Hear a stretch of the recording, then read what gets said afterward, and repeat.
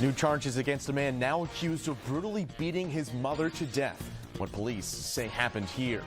A new COVID variant has health officials concerned. Details on new travel restrictions following the discovery of the more transmissible strain.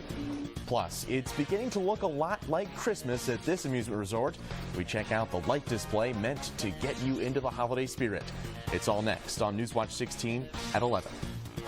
Newswatch 16 is sponsored by your local Ford stores. Check out Ford's full lineup and build your new vehicle at buyfordnow.com today.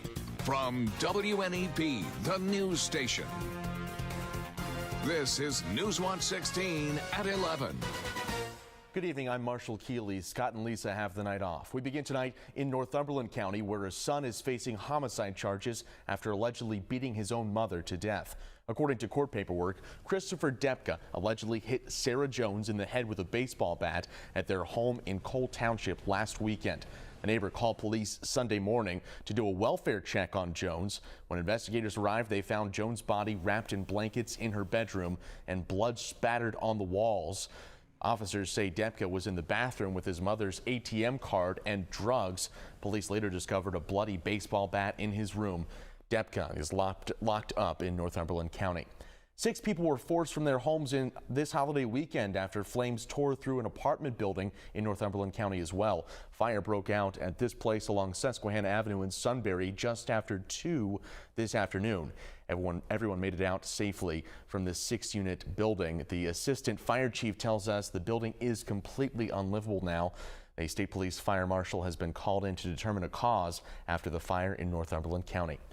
The Department of Health announced more than 6,100 new cases of the coronavirus today across the state. Northeastern and central Pennsylvania make up more than 1,100 of those.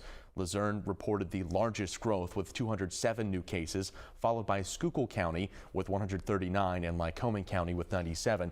There were no new COVID-related deaths reported today. The World Health Organization announced the discovery of a new COVID variant in southern Africa. Some countries, including the United States, are imposing new travel restrictions as a result. You can read and watch all of our stories about the pandemic on WNEP.com. If you need help scheduling an appointment for a booster shot, text the word vaccine to 570-826-1616. If you're planning on heading out for the first day of rifle deer season in the morning, you better bundle up. The cold weather is sticking around throughout the weekend.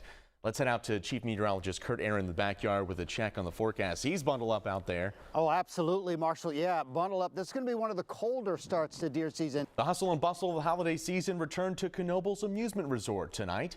Joy Through the Grove, a drive-through light experience, opened for the season. Newswatch 16's Amanda Eustace shows us what the Christmas light show has to offer. When you think of Black Friday, you probably imagine massive crowds at big box stores. But still to come on Newswatch 16 at 11, why this community focuses on shopping small during the holidays. Black Friday is historically one of the biggest shopping days of the year. Nowadays, small businesses have to compete with big box stores and the internet. Newswatch 16's Nikki Kreis stopped by downtown Lewisburg, where many shoppers still like to shop small. Members of one sheriff's office are moonlighting as elves this Christmas. Still to come on Newswatch 16 at 11, the effort to cram as many toys as possible into this police cruiser. But first, we're proud to serve Butler Township and everyone who lives in Luzerne County.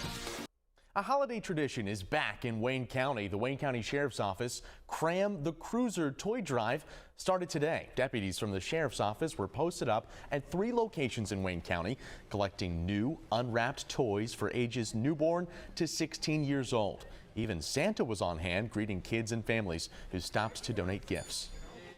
The need in Wayne County is really up there, so it's out of the goodness of our heart we do this, and it brings smiles to our face, and it's a good time.